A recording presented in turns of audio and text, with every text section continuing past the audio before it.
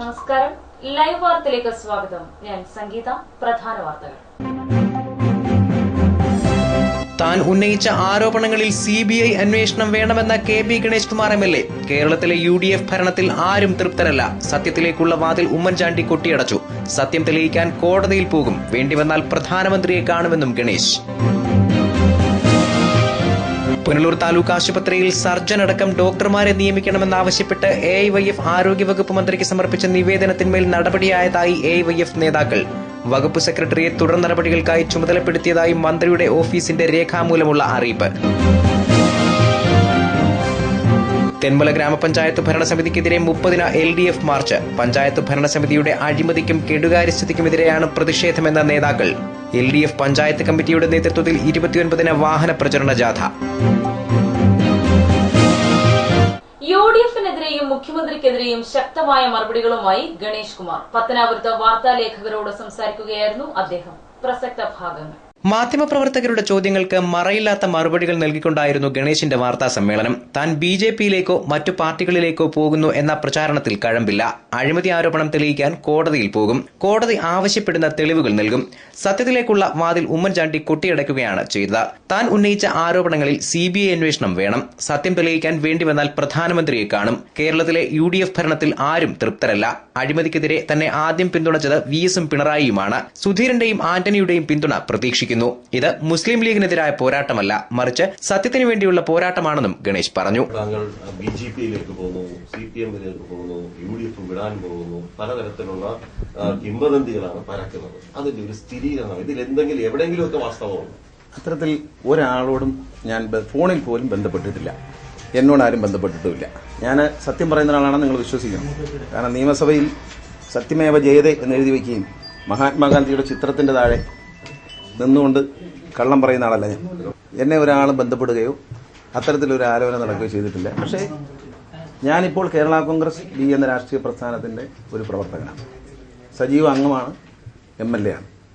എന്നെ സംബന്ധിച്ച് എൻ്റെ പാർട്ടി എനിക്കെതിരെ യാതൊരു നടപടിയും ഇക്കാര്യത്തിൽ എടുത്തിട്ടില്ല. എൻ്റെ പാർട്ടി എന്നെ തള്ളി പറഞ്ഞിട്ടില്ല. എൻ്റെ പാർട്ടി എൻ്റെ അഴിമതിക്കെതിരെയുള്ള പോരാട്ടത്തിന് പിന്തുണ പ്രഖ്യാപിച്ചു. നിയമസഭയിൽ മഹാത്മജിയുടെ ചിത്രത്തിന് താഴെ കേരളത്തിൻ്റെ എംബ്ലമുണ്ട്. അതിൽ സത്യമേവ ജയതേ എന്ന് എഴുതിയിട്ടുണ്ട്. നിയമസഭ സത്യത്തിൻ്റെ വേദിയാണെന്ന് വിശ്വസിക്കുന്ന ആളാണ് ഞാൻ. അവിടെ ഞാൻ പറഞ്ഞത് സത്യമാണ് എന്ന് തെളിയിക്കാൻ എനിക്കൊരു ചുമതലയുണ്ട്. അത് ഞാൻ തെളിയിക്കും. അതിനുവേണ്ടി ബഹുമാനപ്പെട്ട കോടതിയിൽ എനിക്ക് വിശ്വാസമുണ്ട്. ഞാൻ നിയമസഭയിൽ പറഞ്ഞപ്പോൾ പറഞ്ഞു, ഇത് നിയമസഭാ കക്ഷി യോഗത്തിൽ പറയേണ്ടതല്ലേ എന്ന് പറഞ്ഞു. ശരി, ഓക്കെ, നിയമസഭാ കക്ഷി യോഗത്തിൽ വിശദീകരിക്കാമെന്ന് വിചാരിച്ചപ്പോൾ അതിൻ്റെ മുന്നിലും ഉമ്മൻചാണ്ടി എൻ്റെ വാതിലടച്ചു.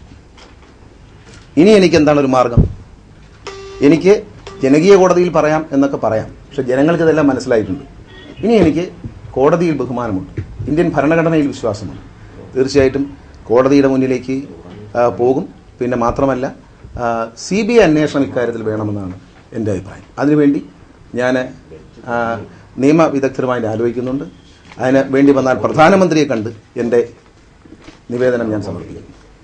ഈ മറ്റേ കേസിൽ തൃശ്ശൂരിലെ കേസിൽ ലോകായുക്ത 5-ാം തീയതി തങ്ങളുടെ മൊഴിയെടുക്കാൻ തീരുമാനിച്ചിരിക്കുകയാണ്. ഈ വാദത്തിലൊക്കെ ഉറച്ചു നിൽക്കുകയാണ്.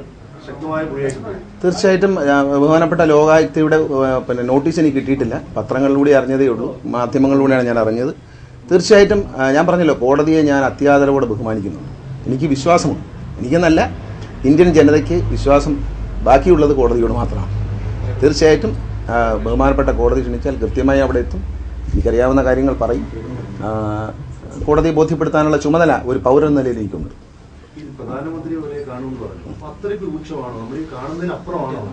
ഞാൻ അതെല്ലാം കാലം തെളിയിക്കേണ്ടതാണ്. ഞാൻ വെറുതെ പറയുന്നതല്ല. നിങ്ങൾ അന്വേഷിക്കുക, മാധ്യമങ്ങൾ ഞാൻ പറഞ്ഞതിൻ്റെ ചുവട് വെച്ചിട്ട് ഈ വിഷയങ്ങളെക്കുറിച്ച് വളരെ റഫായിട്ട് ഒന്ന് അന്വേഷിച്ചാൽ ഞെട്ടിക്കുന്ന വിവരങ്ങൾ നിങ്ങൾക്ക് കിട്ടും. കൃത്യമാണ്, ഞാൻ പറഞ്ഞ കാര്യം കൃത്യമാണ്, 100 മാർക്കിന് കറക്റ്റാണ്. അതുപോലെ കണക്കാക്കി ഒരു പാത്രത്തിൽ ചോറ് വേവുമ്പോൾ എല്ലാ ചോറും ബന്ധമെന്ന് അറിയാൻ എല്ലാ അരി എടുത്ത് ഞെക്കി നോക്കണ്ട. ഒരു ചോറെടുത്ത് 1-2 ചോറെടുത്ത് ഞെക്കി നോക്കിയാൽ അത് ബന്ധോ ഇല്ലയോ എന്നറിയാം. അതിലെ ഒരു ചോറാണ് നിങ്ങളെടുത്ത് ഞെക്കി നോക്കിയ കളക്ടറേറ്റിൽ ജോലി ചെയ്യുന്ന ആ സാധുവായ വിധവയും വികലാംഗയുമായ സ്ത്രീയുടെ അനുഭവം. അത് നീതികേടാണ്. നീതികേടും അഴിമതിയും ഒന്ന് തന്നെയാണ്. ഒരു നാണയത്തിൻ്റെ 2 വശമാണെന്ന് ഞാൻ നിയമസഭയിൽ പറഞ്ഞു. അഴിമതിയും നീതികേടും, നീതി നിഷേധവും അഴിമതിയും ഒരു നാണയത്തിൻ്റെ 2 വശങ്ങളാണ്. തീർച്ചയായിട്ടും ഈ എന്നെ പുറത്താക്കാൻ കാണിച്ച വേഗതയിൽ UDF നേതാക്കൾ, മുഖ്യമന്ത്രിയും എന്നെ പാർലമെന്ററി പാർട്ടിയിൽ നിന്ന് മാറ്റി നിർത്താൻ കാണിച്ച വേഗത ഒരു കാര്യത്തിൽ അവർ ചർച്ച ചെയ്യാത്ത എന്താണ്? കേരളത്തിലെ 21 മന്ത്രിമാരും അവരുടെ കൂടെ നടക്കുന്ന ആളുകളും ഒഴിച്ചാൽ, അവരുടെ ഈ ചുറ്റുവട്ടം നിൽക്കുന്ന ചില ആളുകളും ഒഴിച്ചാൽ, കേരളത്തിലെ ഈ ഭരണം കൊണ്ട് സംതൃപ്തിയുള്ള ഏതെങ്കിലും ഒരു ജനവിഭാഗമുണ്ടോ? സർക്കാർ ജീവനക്കാരുണ്ടോ? യുവാക്കളുണ്ടോ? പാവപ്പെട്ട കർഷകരുണ്ടോ? കർഷക തൊഴിലാളിയുണ്ടോ? റബ്ബർ കർഷകരുണ്ടോ? വ്യാപാരികളുണ്ടോ? ബസ് യാത്രക്കാരനുണ്ടോ? KSRTC ജീവനക്കാരനുണ്ടോ? KSRTC പെൻഷൻ വാങ്ങുന്നവരുണ്ടോ? ഏതെങ്കിലും ഒരു വിഭാഗത്തിന് ഈ ഭരണം കൊണ്ട് സംതൃപ്തിയുണ്ടോ എന്ന് ആദ്യം UDF ചർച്ച ചെയ്യണം. അല്ലാതെ UDF കൂടിയിട്ട് ഗണേഷ് കുമാറിനെ പുറത്ത് നിർത്താൻ, അഴിമതി ആരോപണം ഉന്നയിച്ച ആളിനെ പുറത്ത് നിർത്താൻ ആലോചിക്കുന്ന നയത്തെക്കാൾ എത്രയോ നല്ലതാണ് UDF ചേർന്നാൽ എന്താണ് ചെയ്യേണ്ടത്? ഏത് വ്യാപാരികൾക്ക് തൃപ്തിയുണ്ടോ? കർഷകർക്ക് തൃപ്തിയുണ്ടോ? വിദ്യാർത്ഥികൾക്ക് തൃപ്തിയുണ്ടോ? യുവജനങ്ങൾക്കുണ്ടോ? പെൻഷനേഴ്സിനുണ്ടോ? KSRTC പെൻഷൻകാർക്കുണ്ടോ? ആർക്കെങ്കിലും ഈ ഭരണം കൊണ്ട് ഗുണമുണ്ടോ? 21 മന്ത്രിമാർക്കും അവരുടെ ചുറ്റുവട്ടക്കാർക്കും അല്ലാതെ ആർക്കെങ്കിലും? UDF അഴിമതിയിൽ വെച്ച് നിൽക്കുമ്പോൾ ഈ UDF-നുള്ളിൽ നിന്നുകൊണ്ട് അന്ന് എങ്ങനെയാണ് ഈ അഴിമതിക്കെതിരായ പോരാട്ടം നടത്തുന്നത്? എനിക്ക് ജനങ്ങൾ വോട്ട് ചെയ്തത്, ഞാൻ തെരഞ്ഞെടുപ്പിൽ മത്സരിച്ച 3 തെരഞ്ഞെടുപ്പിലും എനിക്ക് ജനങ്ങൾ വോട്ട് ചെയ്തത് രാഷ്ട്രീയത്തിനും ജാതിക്കും മതത്തിനും അതീതമായിട്ടാണ് എന്ന് വിശ്വസിക്കുന്ന ആളാണ് ഞാൻ. ആ വിശ്വാസം, എന്നെ ജനങ്ങൾ തിരഞ്ഞെടുത്തത് നാടിൻ്റെ വികസനം, അവരുടെ നന്മ, അതിലുപരി തെറ്റുകൾക്കെതിരെ പോരാടാൻ ഒരാളെ വേണം, അതിനാണ് തിരഞ്ഞെടുത്തെന്ന് വിശ്വസിക്കുന്ന ആളാണ് ഞാൻ. ആ ജനങ്ങളുടെ പ്രതിബദ്ധത മാത്രമാണ്. നിങ്ങൾക്ക് ഈ നാട്ടിലിറങ്ങി ആരോടാണോ ചോദിക്കാം, ഞാനെടുത്ത നിലപാടിനോട് എനിക്ക് വോട്ട് ചെയ്ത ജനങ്ങളും കേരളത്തിലെ ജനങ്ങളും ഭാരതത്തിലെ എല്ലാ ഭാഗത്തെയും ജനങ്ങളും അനുകൂലിക്കുന്നു എന്നുള്ളതാണ്. പിന്നെ രാഷ്ട്രീയം ചേരിതിരിവിനെ കുറിച്ച് നിങ്ങളുടെ ചോദ്യം ചോദിച്ചു, അതിനൊരു മറുപടി പറയാനുണ്ട്. കാരണം എൻ്റെ നിലപാടിനെ ആദ്യം അനുകൂലിച്ച് സഖാവ് PS അച്യുതാനന്ദനാണ്. ശ്രീ പിണറായി വിജയനാണ് പിന്നീട് എന്നെ അനുകൂലിച്ച ആൾ. BJP അതിനെ അനുകൂലിച്ചു, അതിൽ തെറ്റു പറയാൻ പറ്റില്ല. കോൺഗ്രസിലെ നേതാക്കന്മാർ എന്നെ നിശബ്ദമായി എങ്കിലും പുറത്തു പറയാൻ അവർക്ക് വിഷമമുണ്ടെങ്കിൽ അവർ അനുകൂലിക്കും. ഞാൻ പ്രതീക്ഷിക്കുന്നത് ശ്രീ അഴിമതിക്കെതിരെ എന്നും അഴിമതിക്കെതിരെ നിലപാടെടുക്കുകയും അഴിമതിയില്ലാത്ത ഭരണം കാഴ്ചവെക്കുകയും ചെയ്ത ആന്റണി സാർ, AK ആന്റണി സാറിൽ നിന്ന് എനിക്ക് പിന്തുണ പ്രതീക്ഷിക്കുന്നു. അതുപോലെ VM സുധീരൻ, KPCCയുടെ പ്രസിഡന്റ്, അദ്ദേഹം അഴിമതിക്കെതിരെ അതിശക്തമായ ഒരു ജാഥ നയിച്ച് വന്നിരിക്കുന്ന വ്യക്തിത്വമാണ്. അദ്ദേഹം മന്ത്രിയായിരിക്കുന്ന കാലത്തും അഴിമതിക്കെതിരെ നിന്നിട്ടുള്ള ആളാണ്, എല്ലാ കാലത്തും അതിനെതിരുണ്ട്. അപ്പം അദ്ദേഹത്തിന്റെ പിന്തുണ ഞാൻ തീർച്ചയായിട്ടും പ്രതീക്ഷിക്കുന്നു. അദ്ദേഹം KPCC പ്രസിഡന്റ് ആകുന്നതിന് തൊട്ട് മുമ്പ്, ഒരു മാസം മുമ്പ് അദ്ദേഹം നടത്തിയ ഒരു പ്രസ്താവന ഉണ്ടായിരുന്നു, UDF മന്ത്രിസഭയിലെ ഒട്ടുമുക്ക മന്ത്രിമാരും കഴിവില്ലാത്തവരാണ്. ഇല്ല, അതിനെക്കുറിച്ചൊന്നും ഞാൻ അഭിപ്രായം പറയില്ല. അഴിമതി ഉണ്ട് എന്നുള്ള കാര്യം ഞാൻ പറഞ്ഞു. ഞാനത് പറഞ്ഞത് വളരെ വ്യക്തതയോടെയാണ് പറഞ്ഞത്. അതിപ്പോൾ എന്നെ ബഹുമാനപ്പെട്ട കോടതി, ലോകായുക്ത കോടതി വിളിച്ചിരിക്കുകയാണ്. തീർച്ചയായിട്ടും അവിടെ എത്തേണ്ടത് ഒരു പൗരൻ നിലയുടെ ചുമതലയാണ്. എനിക്കറിയാവുന്ന കാര്യങ്ങൾ ബഹുമാനപ്പെട്ട കോടതി മുമ്പാകെ ബോധ്യപ്പെടുത്തുന്നതാണ്. അതിനൊന്നും ഞാനൊരു വിട്ടുവീഴ്ചയും ചെയ്യില്ല. ഞാൻ പറഞ്ഞില്ല, അതിനൊക്കെ ഉപരി ഞാൻ ആഗ്രഹിക്കുന്ന ഒരു CBI അന്വേഷണം വേണമെന്നുള്ളത്. അതിനൊക്കെ കാരണമുണ്ടെന്ന് നിങ്ങളെല്ലാവരും മനസ്സിലാക്കണമെന്ന് മാത്രമേ എനിക്ക് പറയാനുള്ളൂ. ഓരോന്നോരോന്നായിട്ട് പറയാം. എല്ലാം കൂടി പിടിപൊട്ടിക്കണ്ടേ? അതെ, ഞാൻ നിയമസഭയിൽ ഉന്നയിച്ച വിഷയം അതാണ്. ആ വിഷയത്തിലാണ് ഞാൻ ഈ ലോകായുക്തയ്ക്ക് മുമ്പിൽ ഒരു മന്ത്രിക്കെതിരെയുള്ള തെളിവുകൾ കൊടുക്കുമെന്ന് പറഞ്ഞത്.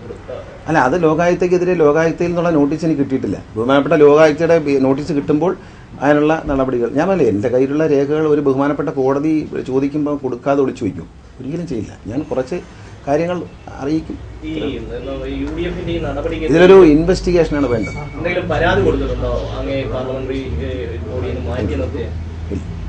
ഞാൻ ആദ്യ ദിവസം തന്നെ പറഞ്ഞത്, ഞാൻ അഴിമതിക്കെതിരെയുള്ള പോരാട്ടം, ആ അഴിമതിക്കെതിരെയുള്ള പോരാട്ടത്തിൽ ഞാൻ പറഞ്ഞ കാര്യങ്ങൾ ഇഷ്ടപ്പെടാത്തവരുണ്ടെങ്കിൽ അവരങ്ങ് പുറത്തേക്ക്. അതെല്ലാം നീതി. ഞാൻ പറഞ്ഞല്ലോ, നീതി നിഷേധവും അഴിമതിയും ഒന്ന് തന്നെ എന്ന് പറഞ്ഞതുപോലെയാണ്. നീതി നിഷേധം, ഞാൻ എന്നെ വളരെ വ്യക്തിപരമായ തേജോവധം ചെയ്തപ്പോൾ ഞാൻ ബഹുമാനപ്പെട്ട ഉമ്മൻചാണ്ടിയെയും ബഹുമാനായ മാണി സാറിനെയും നേരിൽ കണ്ട് പറഞ്ഞു, താങ്കളുടെ മകന്റെ പ്രായമുള്ള എന്നെ ഇത്ര ക്രൂരമായി അങ്ങയുടെ പാർട്ടിയിൽ ഒരാൾ കൈകാര്യം ചെയ്യുമ്പോൾ അതിലൊന്ന് ഇടപെട്ടുകൂടെ എന്ന് ചോദിച്ചപ്പോൾ ചിരിച്ചതേ ഉള്ളൂ. എൻ്റെ തെറ്റുകൾ ചൂണ്ടിക്കാണിച്ചപ്പോൾ ഇന്ന് ഞാനത് തിരുത്തി അന്തസ്സായിട്ടാണ് ജീവിക്കുന്നത്. എൻ്റെ തെറ്റുകൾ ചൂണ്ടിക്കാണിച്ച മാധ്യമങ്ങളോട് എനിക്ക് പിണക്കമില്ല, PC ജോർജിനോട് എനിക്ക് പിണക്കമില്ല. എൻ്റെ തെറ്റുകൾ, ജീവിതത്തിൽ തെറ്റിയാത്ത മനുഷ്യൻ, നിങ്ങളെ ഞാൻ തെറ്റ് ചെയ്തിട്ടുണ്ട് എല്ലാവരും. ഞാൻ രാഷ്ട്രീയത്തോടെ ആഗ്രഹിച്ച ആളല്ല. ഞാൻ ലീഡർക്ക് വേണ്ടി പ്രചരണത്തിന് പോകുമ്പോഴും ഞാനൊരു MLA ആവാൻ ആഗ്രഹിച്ച ആളല്ല. അദ്ദേഹമാണ് എന്നോട് പറഞ്ഞത്, നിങ്ങൾക്കൊരു രാഷ്ട്രീയക്കാരനാവാനുള്ള കഴിവുണ്ട്, നല്ല കാര്യങ്ങൾ ചെയ്യാൻ പറ്റും എന്ന് പറഞ്ഞുകൊണ്ട് എന്നെ നിർബന്ധിച്ചു. എൻ്റെ അച്ഛനോട് എനിക്ക് സീറ്റ് തരാൻ നിർബന്ധിച്ചത് ലീഡറാണ്. അദ്ദേഹം അതിനെതിരായിരുന്നു ആദ്യം. പത്തനാപുരത്ത് മത്സരിക്കണമെന്ന് ലീഡറാണ് നിർദ്ദേശിച്ചത്. ആ ലീഡർ എനിക്ക് ബഹുമാനമുണ്ട്. അദ്ദേഹം പറഞ്ഞതുപോലെ ആ വാക്കനുസരിച്ച് ഞാൻ വന്നു. അത് നിർബന്ധിച്ചുകൊണ്ട് വന്നാൽ ഞാനൊരിക്കലും എൻ്റെ ജീവിതത്തിൽ സ്വപ്നത്തിൽ ഉള്ളൊരു കാര്യമല്ല MLA മന്ത്രിയൊന്നും. പിന്നെ ഇനിയും ഇതൊന്ന് പറഞ്ഞതിൻ്റെ പേരിൽ ഇയാൾ ഇനി ഒരിക്കലും MLA ആവില്ല, ഇയാൾ മന്ത്രിയാവത്തില്ലെന്ന് പറഞ്ഞാൽ വളരെ സന്തോഷം. അതിലും വിഷമമൊന്നുമില്ല. അത് തീരുമാനിക്കേണ്ട ജനങ്ങളാണ്, ഇവരല്ല. ഒരു സ്വതന്ത്രനെ ജനിപ്പിക്കാനും കേരളത്തിലെ ജനങ്ങൾക്ക് അവകാശമുണ്ട്, ഇന്ത്യയിലെ ജനങ്ങൾക്ക് അവകാശമുണ്ട്. ഇത് മുസ്ലിം ലീഗിനെതിരെയുള്ള ഒരു പോരാട്ടമായി കാണാൻ പാടില്ല. മുസ്ലിം ലീഗ് ഞാൻ ഏറ്റവും ബഹുമാനിക്കുന്ന ഒരു പാർട്ടിയാണ്. പാണക്കാട് ശിഹാബ് തങ്ങൾ എന്ന് പറഞ്ഞാൽ ഞാൻ വളരെ വളരെ ആദരവോടെ ആദരിച്ചിരുന്ന ഒരു നേതാവാണ്. അദ്ദേഹത്തോട് ഒരു വളരെ ആത്മീയമായ ഒരു ആദരവ് അദ്ദേഹത്തോട് എനിക്കുണ്ടായിരുന്നു.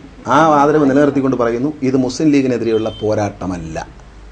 എല്ലാവരും വ്യക്തമായിട്ട് മനസ്സിലാക്കണം, ഇത് മുസ്ലിം ലീഗിനെതിരെയുള്ള പോരാട്ടമല്ല, സത്യത്തിന് വേണ്ടി പോരാട്ടം. തെറ്റെവിടെ കണ്ടാലും ഞാൻ പറഞ്ഞല്ലോ, വേറെയും ഫയലുകളുണ്ടെന്ന് പറഞ്ഞല്ലോ, എല്ലാം കൂടെ ഒരുമിച്ചെടുക്കുന്നില്ല. ഇതിന്റെ ഫലം ഒന്ന് കാണട്ടെ എന്ന് വിചാരിച്ചാണ്.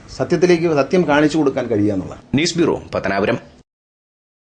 പുനലൂർ താലൂക്ക് ആശുപത്രിയിൽ സർജൻ അടക്കം ഡോക്ടർമാരെ നിയമിക്കണമെന്നാവശ്യപ്പെട്ട് AAYF ആരോഗ്യവകുപ്പ് മന്ത്രിക്ക് സമർപ്പിച്ച നിവേദനത്തിന്മേൽ നടപടിയായതായി AAYF നേതാക്കൾ അറിയിച്ചു.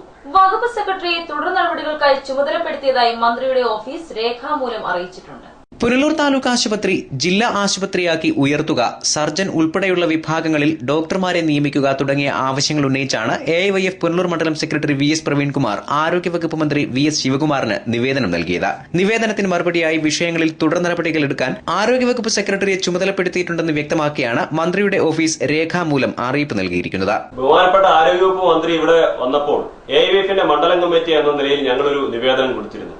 ആ നിവേദനത്തിന്റെ മറുപടിയായി ബഹുമാനപ്പെട്ട മന്ത്രിയുടെ ഓഫീസിൽ നിന്ന് ഒരു കത്ത് ഞങ്ങൾക്ക് ലഭിക്കുകയുണ്ടായി. ഇതിനകത്ത് സൂചിപ്പിക്കുന്നത് ഗവൺമെന്റ് ആശുപത്രിയെ ജില്ലാ ആശുപത്രിയായി ഉയർത്തുന്നതുമായി ബന്ധപ്പെട്ടും ഇവിടുത്തെ ഡോക്ടർമാരുടെ ഒഴിവുകൾ നികത്തുന്നതുമായി ബന്ധപ്പെട്ടും ബഹുമാനപ്പെട്ട മന്ത്രി ആരോഗ്യ വകുപ്പ് സെക്രട്ടറിയുടെ ഓഫീസിനെ ചുമതലപ്പെടുത്തുന്നതുമായി ബന്ധപ്പെട്ടുകൊണ്ടുള്ള ഒരു രേഖാമൂലമുള്ള ഒരു കത്താണ് AAYFന്റെ പുനലൂർ മണ്ഡലം കമ്മിറ്റിയുടെ സെക്രട്ടറിയുടെ പേർക്ക് ഞങ്ങൾക്ക് ലഭിച്ചിരിക്കുന്നത്. ജില്ലാ ആശുപത്രിയായി ഉയർത്തുന്നതുമായി ബന്ധപ്പെട്ട് AAYFന്റെ നേതൃത്വത്തിൽ വളരെ ശക്തമായ നിലയിലുള്ള ആദ്യഘട്ട സമരത്തിന്റെ ഭാഗമായി ഞങ്ങൾ ആശുപത്രിയിലേക്ക് ഒരു മാർച്ച് ഉൾപ്പെടെയുള്ളത് സംഘടിപ്പിച്ചിരുന്നു. രണ്ടാം ഘട്ടം എന്ന നിലയിലാണ് ഞങ്ങൾ ബഹുമാനപ്പെട്ട മന്ത്രിക്ക് ഒരു നിവേദനം കൊടുക്കുകയും. ന്യൂസ് ഡെസ്ക് ലൈവ് വാർത്ത. പുനലൂർ താലൂക്ക് ആശുപത്രി ജനറൽ ആശുപത്രിയായി ഉയർത്തണമെന്നും വിവിധ സ്പെഷ്യാലിറ്റികളിൽ ഡോക്ടർമാരെ നിയമിക്കണമെന്നും ആവശ്യപ്പെട്ട് പുനലൂർ സാംസ്കാരിക സമിതിയുടെ നേതൃത്വത്തിൽ ഒപ്പുശേഖരണം നടത്തി. അധികൃതർക്ക് സമിതി നിവേദനം നൽകും. Surgery, neurology, psychiatry, general medicine തുടങ്ങിയ വിഭാഗങ്ങളിൽ അടിയന്തരമായി ഡോക്ടർമാരെ നിയമിക്കണമെന്നാണ് പ്രധാന ആവശ്യം. അച്ചൻകോവിൽ, റോസ്മല, ആര്യങ്കാവ്, കുളത്തൂപ്പുഴ തുടങ്ങിയ വനപ്രദേശങ്ങളിൽ നിന്ന് ഏറെ ദൂരം താണ്ടി നേരം പുലരും മുമ്പ് നൂറുകണക്കിന് അശരണരായ രോഗികൾ ആശുപത്രിയിൽ എത്തുന്നു. OP ടിക്കറ്റ് എടുക്കുന്നതിനും ഡോക്ടറെ കാണുന്നതിനും ദിവസം മുഴുവൻ ഇവർ കാത്തുനിൽക്കേണ്ട അവസ്ഥ പലപ്പോഴും ഉണ്ടാകുന്നുണ്ടെന്ന് സാംസ്കാരിക സമിതി ചൂണ്ടിക്കാട്ടി. അത്യാഹിത വിഭാഗത്തിൽ 2 ഡോക്ടർമാരെയും ഒരു മുതിർന്ന വിദഗ്ധ ഡോക്ടറെയും സ്ഥിരമായി നിയമിക്കണമെന്ന് ആവശ്യപ്പെട്ട് സമിതി മുഖ്യമന്ത്രിക്കും ആരോഗ്യവകുപ്പ് മന്ത്രിക്കും നിവേദനം സമർപ്പിക്കും.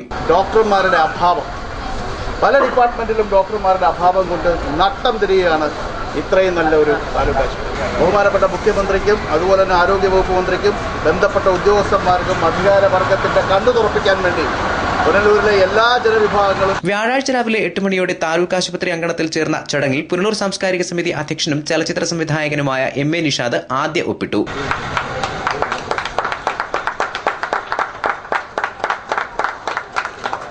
സമിതി സെക്രട്ടറി AK നസീറിന്റെ അധ്യക്ഷതയിൽ ചേർന്ന യോഗത്തിൽ B Radhamani, KK Babu, MP Suraj, G Jayaprakash, TS Jayaraj, advocate Sabitha Begum, C Vijayakumar തുടങ്ങിയവർ സംസാരിച്ചു. P ശ്രീകുമാരി, മുഹമ്മദ് സബിത്, M മധു, സനൽകുമാർ, S സുഷ എന്നിവർ നേതൃത്വം നൽകി. News bureau, Punalur. തെന്മല ഗ്രാമപഞ്ചായത്ത് ഭരണസമിതിക്കെതിരെ 30-ന് LDF മാർച്ച്. പഞ്ചായത്ത് ഭരണസമിതിയുടെ അഴിമതിക്കും കെടുകാര്യസ്ഥതയ്ക്കുമെതിരെയാണ് പ്രതിഷേധമെന്ന് നേതാക്കൾ അറിയിച്ചു. LDF പഞ്ചായത്ത് കമ്മിറ്റിയുടെ നേതൃത്വത്തിൽ 29-ന് വാഹന പ്രചരണ ജാഥയും സംഘടിപ്പിക്കും.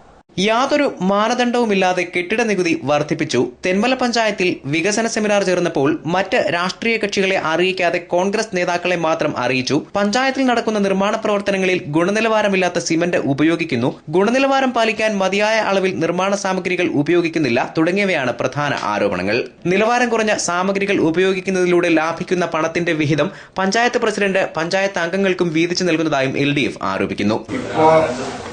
വർദ്ധിപ്പിച്ചിരിക്കുന്ന വീട്ടുകാരെ പിൻവലിക്കുക, ഒരു മാനദണ്ഡവും ഇല്ലാതെ വീടുകൾക്ക് മുഴുവൻ അന്യായമായ രീതിയിൽ കരം വർദ്ധിപ്പിച്ചിരിക്കുകയാണ്. ഒരു സാധാരണക്കാർക്ക് താങ്ങാൻ വയ്യാത്ത രീതിയിലുള്ള പ്രശ്നമാണ് അക്കാര്യത്തിൽ ഉണ്ടായിരിക്കുന്നത്. അത് നിശ്ചയമായിട്ട് പിൻവലിച്ച് പുനഃക്രമീകരണം നടത്തി ആവശ്യമായ നടപടികൾ സ്വീകരിക്കണമെന്നാണ് ഞങ്ങൾ ആവശ്യപ്പെടുന്ന ഒരു പ്രധാന ഡിമാൻഡ്. പല വിധത്തിലുള്ള ഫണ്ടുകൾ ഗവൺമെന്റിൽ നിന്ന് കിട്ടിക്കൊണ്ടിരിക്കുകയാണ്. ആ ഗവൺമെന്റിൽ നിന്ന് കിട്ടുന്ന ഫണ്ടിന് കഴിഞ്ഞ ഭരണസമിതിയുടെ കാലത്തും കഴിഞ്ഞ ഗവൺമെന്റിന്റെ കാലത്തും കർശനമായ നിയന്ത്രണങ്ങളുണ്ടായിരുന്നു. ഓരോന്നിനും ഇത്ര ശതമാനം ചെലവഴിക്കാൻ പാടുള്ളതുണ്ട്. അതിൽ പൊതുമരാമത്ത് പണികൾക്ക് 20% തുകയെ വിനിയോഗിക്കാൻ പാടുള്ളായിരുന്നു. എന്നാൽ ഇപ്പോൾ അങ്ങനെയുള്ള നിയന്ത്രണങ്ങളൊന്നുമില്ല. അപ്പോൾ അതിന്റെ അടിസ്ഥാനത്തിൽ ഈ കിട്ടുന്ന തുകയിൽ നല്ല ഒരു പങ്കും പൊതുമരാമത്ത് പണികൾക്ക് വേണ്ടി മാറ്റിവെക്കുകയാണ് ചെയ്യുന്നത്. യാതൊരു ഗുണനിലവാരമില്ലാത്ത പണികളാണ്. ചെയ്തെടുത്ത് പോകുന്നതിന്റെ പുറകിൽ തന്നെ അത് പൊളിഞ്ഞു പോകുന്ന സ്ഥിതിയായിപ്പോൾ ഉള്ളത്. റോഡ് കോൺക്രീറ്റ് ആണ് അവർ പ്രധാനമായിട്ടും ചെയ്യുന്നത്. ആ റോഡ് കോൺക്രീറ്റ് ചെയ്താൽ 6 മാസം അല്ലെങ്കിൽ 3 മാസം കഴിയുമ്പോൾ അത് മുഴുവൻ പൊളിഞ്ഞു പോവുകയാണ്. ഇപ്പൊ തന്നെ ഉദാഹരണത്തിന് ഒരു പുതിയ കമ്പനിയുടെ സിമെന്റ് യാതൊരു ഗുണനിലവാരമില്ലാത്ത വില കുറവാണ്. 100 രൂപ 150 രൂപ പാക്കറ്റിന് കമ്പോളത്തിൽ മറ്റ് സിമെന്റിനേക്കാൾ വില കുറവുള്ള ആ സിമെന്റ് ഉപയോഗിച്ചാണ് ഇപ്പൊ പണി ചെയ്യുന്നത്. മെറ്റീരിയൽസ് ആവശ്യത്തിന് ഉപയോഗിക്കുന്നില്ല. അവിടെ തന്നെ ഒരിക്കലും ചെയ്യാൻ പാടില്ലാത്ത തരത്തിലാണ് പഞ്ചായത്ത് പ്രസിഡന്റാണ് ഇതിനെല്ലാം നേതൃത്വം കൊടുക്കുന്നത്. ഈ ഗുണഭോക്തൃ സമിതി എടുക്കുന്ന പഞ്ചായത്ത് പ്രസിഡന്റ് അറിയണം. അതിന്റെ വിഹിതം തീരുമാനിക്കുന്ന പഞ്ചായത്ത് പ്രസിഡന്റാണ്. പഞ്ചായത്ത് പ്രസിഡന്റ് വാങ്ങിച്ചിട്ടാണ് മെമ്പർമാർക്ക് അതിന്റെ വിഹിതം കൊടുക്കുന്നത്. ഗ്രാമസഭകൾ ചേരാറില്ല. വ്യക്തിഗത ആനുകൂല്യങ്ങൾക്കായി ഗുണഭോക്താക്കളെ തെരഞ്ഞെടുക്കുമ്പോൾ യഥാർത്ഥ ഗുണഭോക്താക്കളെ ഒഴിവാക്കി തങ്ങൾക്ക് താൽപര്യമുള്ളവരെ തിരികെ കയറ്റി ആനുകൂല്യത്തിന്റെ പങ്ക് പറ്റുന്നു തുടങ്ങിയ ആരോപണങ്ങളും പഞ്ചായത്ത് ഭരണസമിതിക്കെതിരെയുണ്ട്. കക്കൂസിൽ കക്കൂസ് ഇല്ലാത്തവർക്ക് പോലും കക്കൂസ് നൽകുന്നില്ല. നിലവിലുള്ള കക്കൂസുകൾ പെയിന്റ് ചെയ്ത് അതിന് പൈസ മേടിച്ച് കൊടുക്കുന്ന ഒരവസ്ഥയിലേക്കാണ്. കക്കൂസുകൾ ഇല്ലാത്തവരുടെ ഒരു സർവേ നടത്തുന്നത്. ഇതിപ്പം പ്രസിദ്ധീകരിക്കപ്പെടുന്നത് കക്കൂസ് ഇല്ലാത്ത പ്രദേശത്ത് ഓരോ വാർഡിൽ ഇപ്പോഴാണ് കക്കൂസ് ഇല്ലാത്തവരുടെ ലിസ്റ്റ് പ്രസിദ്ധീകരിച്ചത്. ആ ലിസ്റ്റിനകത്ത് കക്കൂസ് ഇല്ലാത്തവരുടെ ഈ വാർഡിൽ കക്കൂസ് ഇല്ലാത്തവരുടെ ഇതാണോ എന്നുള്ള ലിസ്റ്റ് പ്രസിദ്ധീകരിക്കുന്നത് ഞങ്ങൾ ബോർഡ് അടിച്ച് ആ വാർഡുകളിൽ ജനങ്ങളെ ബോധ്യപ്പെടുത്തുക. അവിടെ യഥാർത്ഥ കക്കൂസ് ഇല്ലാത്ത ആൾക്കാർ അവിടെ ഇരിക്കുക. EMS സമ്പൂർണ്ണ IAVയിലും വീട് നൽകിയവർക്ക് കക്കൂസ് കൊടുത്തിട്ടില്ല. അവർക്ക് കൊടുക്കുന്നതിന് പകരം ഇവിടെ നിലവിലുള്ള കക്കൂസ് മെയിൻറ്റെയിൻ ചെയ്യുന്നതിന് പൈസ കൊടുക്കും. 8,500 രൂപ വെച്ച്. LDF കൺവീനർമാരായ K Sasidharan, A Joseph, S Sunilkumar, B Gopakumar എന്നിവർ വാർത്താസമ്മേളനത്തിൽ പങ്കെടുത്തു. News bureau, Aryankavu. ആര്യങ്കാവ് ശ്രീ ധർമ്മശാസ്ത്ര ക്ഷേത്രത്തെ ദേവസ്വം ബോർഡ് അവഗണിക്കുന്നതായി ആക്ഷേപം. മണ്ഡലകാലം പുരോഗമിക്കുമ്പോൾ അയ്യപ്പ ഭക്തർക്ക് ആവശ്യമായ സൌകര്യങ്ങളൊന്നും തയ്യാറായിട്ടില്ല. മേജർ വിഭാഗത്തിൽപ്പെടുന്ന ആര്യങ്കാവ് ക്ഷേത്രത്തിലെ വരുമാനത്തിൽ മാത്രമാണ് ദേവസ്വം ബോർഡിന്റെ കണ്ണെന്നാണ് ആരോപണം. അടിസ്ഥാന ആവശ്യങ്ങൾ നിറവേറ്റുന്നതിൽ ദേവസ്വം ബോർഡ് ശ്രദ്ധ ചെലുത്തുന്നില്ലെന്ന് നാട്ടുകാർ പരാതി പറയുന്നു. ക്ഷേത്രത്തിലെ നാഗരാജ വിഗ്രഹം ഉടഞ്ഞിട്ട് വർഷങ്ങളായി. ഇത് പുനർനിർമ്മിക്കാൻ യാതൊരു നടപടിയും ദേവസ്വം ബോർഡ് സ്വീകരിച്ചിട്ടില്ല. പാർക്കിംഗ് ഗ്രൌണ്ടിന്റെ നിർമ്മാണം തുടങ്ങിയിട്ട് 2 വർഷമായി. സമയബന്ധിതമായി പണി പൂർത്തിയാക്കി ഗ്രൌണ്ട് ഭക്തർക്ക് തുറന്നുകൊടുക്കാൻ ദേവസ്വം ബോർഡ് ശ്രമിക്കുന്നില്ലെന്നാണ് ആക്ഷേപം. മണ്ഡലകാലത്ത് അന്യസംസ്ഥാന ഭക്തർ അടക്കം നിരവധി പേരാണ് ആര്യങ്കാവ് ക്ഷേത്രത്തിലെത്തുന്നത്. ഇവർക്ക് വിശ്രമിക്കാനോ വിരിവയ്ക്കാനോ ആവശ്യമായ സൌകര്യം ക്ഷേത്രത്തിലില്ല. ഇതിലെല്ലാം പരിതാപകരമാണ് ക്ഷേത്രകുളത്തിന്റെ അവസ്ഥ. കുളത്തിൽ ചെളി നിറഞ്ഞിരിക്കുന്നു. കുളത്തിലേക്കുള്ള പടവുകളും തകർന്നു. ക്ഷേത്രത്തിലെത്തുന്ന അന്യസംസ്ഥാന തീർത്ഥാടകർ കുളിക്കുന്നത് ഈ കുളത്തിലാണ്. ഇഴജന്തുക്കളുടെ ശല്യമുള്ളതിനാൽ സൂക്ഷിച്ചു വേണം ക്ഷേത്രകുളത്തിൽ ഇറങ്ങാൻ. എന്നാൽ ഇക്കാര്യങ്ങളൊന്നും ശ്രദ്ധിക്കാൻ ദേവസ്വം ബോർഡ് ഉദ്യോഗസ്ഥർക്ക് നേരമില്ലെന്നാണ് നാട്ടുകാരുടെ പരാതി. ക്ഷേത്രത്തിലെ ഉദ്യോഗസ്ഥരെ പേടിച്ച് പരസ്യമായി പ്രതികരിക്കാൻ ആരും തയ്യാറുമല്ല. News bureau, Aryankavu. വിജയകൃഷ്ണ ജ്വല്ലറിയുടെ 4ാമത് ഷോറൂം പത്തനാപുരത്ത് പ്രവർത്തനം ആരംഭിച്ചു. MLA KV ഗണേഷ് കുമാർ ഉദ്ഘാടനം ചെയ്തു. നടി അമല പോൾ ചടങ്ങിൽ സന്നിഹിതയായി.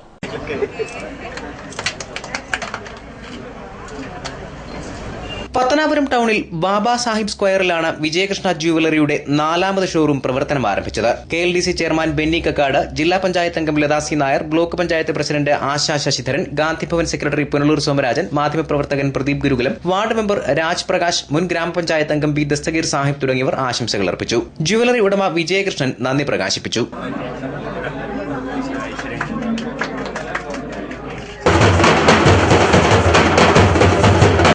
News bureau, Pathanapuram. പത്തനാപുരം ഗാന്ധിഭവനിൽ സംഘടിപ്പിച്ച ജസ്റ്റിസ് VR കൃഷ്ണയ്യർ അനുസ്മരണം 19-ന് രാത്രി 8-ന് ചാനൽ ലൈവ് സംപ്രേഷണം ചെയ്യും. ശൂരനാട് രാജശേഖരൻ, MLA മുല്ലക്കര രത്നാകരൻ എന്നിവർ കൃഷ്ണയ്യർ അനുസ്മരണ പ്രഭാഷണം നടത്തും. പ്രധാന വാർത്തകൾ. താൻ ഉന്നയിച്ച ആരോപണങ്ങളിൽ CBI അന്വേഷണം വേണമെന്ന KB ഗണേഷ് കുമാർ MLA. കേരളത്തിലെ UDF ഭരണത്തിൽ ആരും തൃപ്തരല്ല. സത്യത്തിലേക്കുള്ള വാതിൽ ഉമ്മൻചാണ്ടി കൊട്ടിയടച്ചു. സത്യം തെളിയിക്കാൻ കോടതിയിൽ പോകും. വേണ്ടിവന്നാൽ പ്രധാനമന്ത്രിയെ കാണുമെന്നും ഗണേശ്. പുനലൂർ താലൂക്ക് ആശുപത്രിയിൽ സർജൻ അടക്കം ഡോക്ടർമാരെ നിയമിക്കണമെന്നാവശ്യപ്പെട്ട് AIYF ആരോഗ്യവകുപ്പ് മന്ത്രിക്ക് സമർപ്പിച്ച നിവേദനത്തിന്മേൽ നടപടിയായതായി AIYF നേതാക്കൾ. വകുപ്പ് സെക്രട്ടറിയെ തുടർ നടപടികൾക്കായി ചുമതലപ്പെടുത്തിയതായി മന്ത്രിയുടെ ഓഫീസിന്റെ രേഖാമൂലമുള്ള അറിയിപ്പ്. തെന്മല ഗ്രാമപഞ്ചായത്ത് ഭരണസമിതിക്കെതിരെ 30-ന് LDF മാർച്ച്. പഞ്ചായത്ത് ഭരണസമിതിയുടെ അഴിമതിക്കും കെടുകാര്യസ്ഥതയ്ക്കുമെതിരെയാണ് പ്രതിഷേധമെന്ന നേതാക്കൾ. LDF പഞ്ചായത്ത് കമ്മിറ്റിയുടെ നേതൃത്വത്തിൽ 29-ന് വാഹന പ്രചരണ ജാഥ. ഇതോടെ വാർത്തകൾ സമാപിക്കുന്നു. കൂടുതൽ വാർത്തകൾക്കും ദൃശ്യങ്ങൾക്കും www.livevarta.com സന്ദർശിക്കുക. നമസ്കാരം.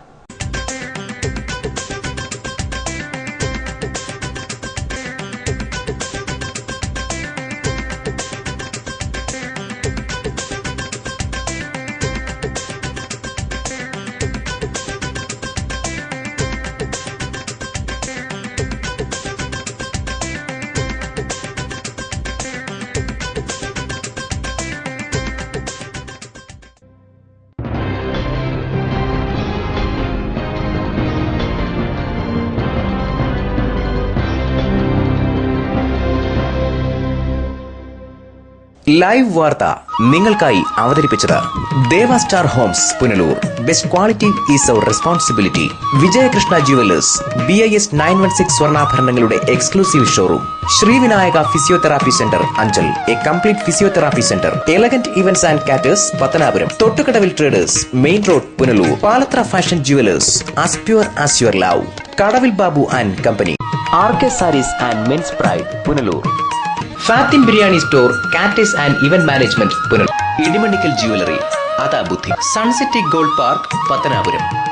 ജോസ് ടെക്സ്റ്റൈൽസ് പുനലൂർ പരുത്തിപ്പാറ. കുരുമ്പേലിൽ ഇലക്ട്രോണിക്സ് SBTക്ക് സമീപം Punalur. Imperial bakers, power house junction, hospital junction and Chemmanthoor Punalur.